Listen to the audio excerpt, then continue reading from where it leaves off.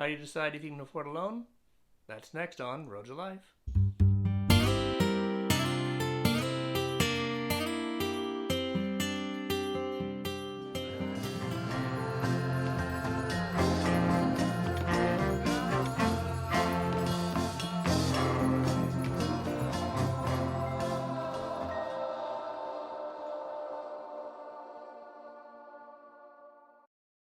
In an earlier video, I talked about how expensive long-term loans could get.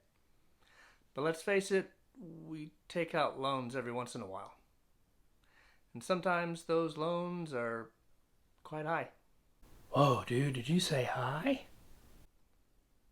Not that kind of high. Bummer, man. When we bought our house, we had barely enough to give 10% down payment, which meant high interest rates, about 8.75%, I seem to recall, and that was a lot. And that was for 30 years. That's like a long time, right? To put it mildly, it was a hit on our pocketbook for a long time. Like I said, long time. When we refinanced, we were able to bring it down to, I think it was 5.75%, which was at that time pretty good. And we ended up paying off the loan in, I think, 9 years. But that was only because we paid extra each month and applied it to the principal. Principal? I never liked them in high school, man. No, principal, as in the original amount of the loan.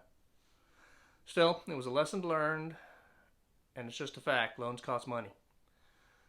But there is a balance to everything, and your future is the biggest balance of them all. That is so deep. So how do you know when it's a good deal to get a loan or just not the right time? When does a loan make sense? And when does it become too much of a risk? To answer that question, I break down financial stability on 3 different things. First, there's debt load. This is all the stuff you have but don't really own yet because you're paying it off like a car. You ever notice people say they bought a car for, let's say, 30 grand? Did they really just have that much money laying around? So they just paid cash? I don't know about you, but I don't have that kind of money. Me neither, man. That's like a lot of bread. What really happens is they take out a loan and there's a monthly payment for that car and interest is tacked on. You could easily pay an additional 5 to 10 grand once that loan is paid off, which means your 30 grand car is 40 grand. Oh, wow, that's heavy, man. So the second thing I consider about financial stability is emergency funds. This is the money for the emergencies, like having to be hospitalized or for unexpected house repairs. It's also the money if the unthinkable happens, like losing a job and having to survive for 6 months before finding another job. Job? Yes, job. So let's say you make $50,000 a year. That's unreal. Think of the groovy pad I could get with that kind of scratch.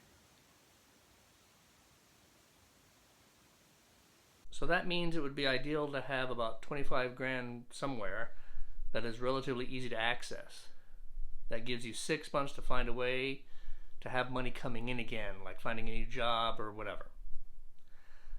Now, if you and your spouse both work... My old lady work?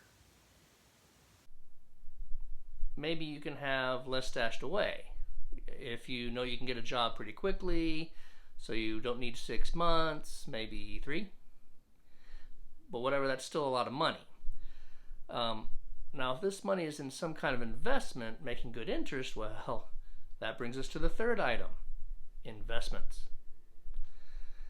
We've been brought up to believe we get an education, to get a job, to pay us money for our time and work. Then we go spend that money on items we need or stuff we want. Now, as far as that goes, sure. But people who have a secure future know you need to diversify. Can you dig it? In other words, you need to have money coming in from different sources. So if one dries up, you still have something coming in. So let's say you work 40 hours a week and you take an hour lunch and it takes a half hour to go to work and another half hour to come home. That's 50 hours of your time for a salary. So let's say $50,000. If you work 50 weeks a year, that's $1,000 a week, or about $20 an hour. And yes, I'm including lunch and travel time, but hey, you need that to get to work and feed yourself while you're at work. So in essence, you're using up your time that now can't be used to make money elsewhere. So in my view, anything else you do should bring in at least that same $20 an hour, that the $20 your regular work brings in. But if you go off and do something else, let's say you work in your spare time as a ride-hailing driver, or you take extra shifts where you work, or some kind of thing like that, what you're doing is you're trading your time for money. You are, in essence, working for money. Now, up to a point, that's reasonable. But how much time do you really have in a week? Well, 168 hours to be exact. That's 24 hours times 7 days. Now, I don't know about you, but I can't work 7 days a week for 24 hours a day. If we don't count the weekends, that's still only giving you 120 hours. But remember, 50 hours of that is used up in your regular job, so that means you only have 70 hours left. But you need to sleep and you need to eat. So if you sleep 8 hours a day and you need 2 hours for cooking and eating and whatever else, you only have 20 hours left to work. And at $20 an hour, that means about $400. That assumes you don't want to spend any time with family or friends during the week, which is not likely. So let's say you take up an hour a night for that. So that leaves you 15 hours to bring in money, or $300. But don't forget, that's not including the driving there and back. So that's half an hour to work and half an hour back home, which leaves you with 10 hours to work, or $200. So now you're tired, you're irritable, and you only have $200 to show for it. So to make any real money, you have to sacrifice hours somewhere, like less sleep or not being with your family. No matter what, you're still trading your time and effort for the money. You are working for money. And that is going to get tiring really fast. What a drag. Wouldn't it be great if instead you reversed all that philosophy and had the money work for you? That is what investing is all about. And that is what we've been doing. So instead of trading our time for money, we take the risk that the market is going to grow in the long run and make us money without having to work for it. In other words, instead of buying stuff, we take that money we make and we invest it in something that helps make that money grow faster than inflation. Now notice I use the word risk.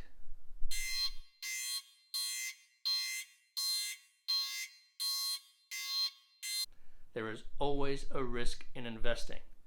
But if you're successful, you can have that money work for you. Now, I can't tell you to invest or not. That's not my place. I'm not a financial planner.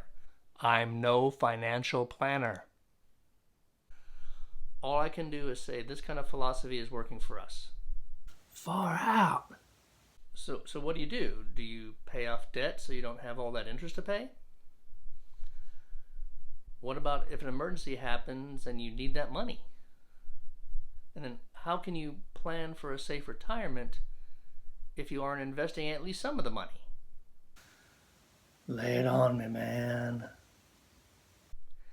In my view, if you're still asking these kind of questions, it isn't time to get a loan. You have too many unanswered questions, and unanswered questions lead to high risk, which you want to avoid. Instead of getting a loan and increasing risks, you want to find ways to reduce risks. Like I said, I'm no financial planner, so anything I say is just opinion.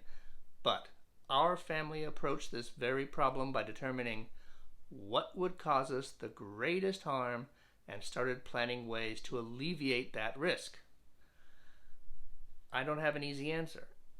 But what we did was start developing an emergency fund for those just-in-case moments. And we did this by pulling money out of our low-paying checking account and placing it in relatively safe investments. Now that solved two of those items I talked about. Creating an emergency fund and having our money work for us through investing. Once that money showed a return on our investment, we felt more secure, so we started working on the debt load and finding ways to reduce that debt load to some kind of manageable level. What works for you depends on your situation, and like I said, I'm not a financial planner. I'm no financial planner. But in general, it's a good idea to find a good balance for debt, emergency funds, and investments. If you can do that, you may be able to swing a loan for that RV you're dreaming about. All I can say is, start planning now for the future you can depend on so that a loan won't break the bank and put you in a bad situation. So in essence, 1, discover the risks. Bad things can happen, but if you are prepared, you can alleviate the harm it can cause.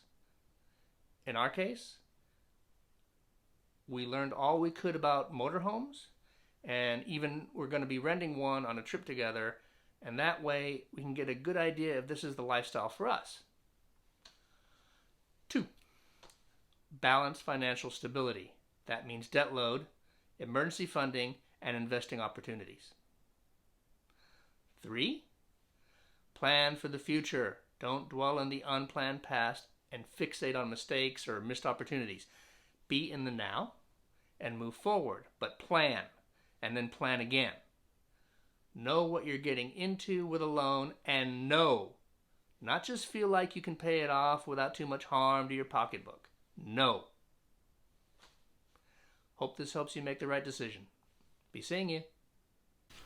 Gotta split, man. Hang loose.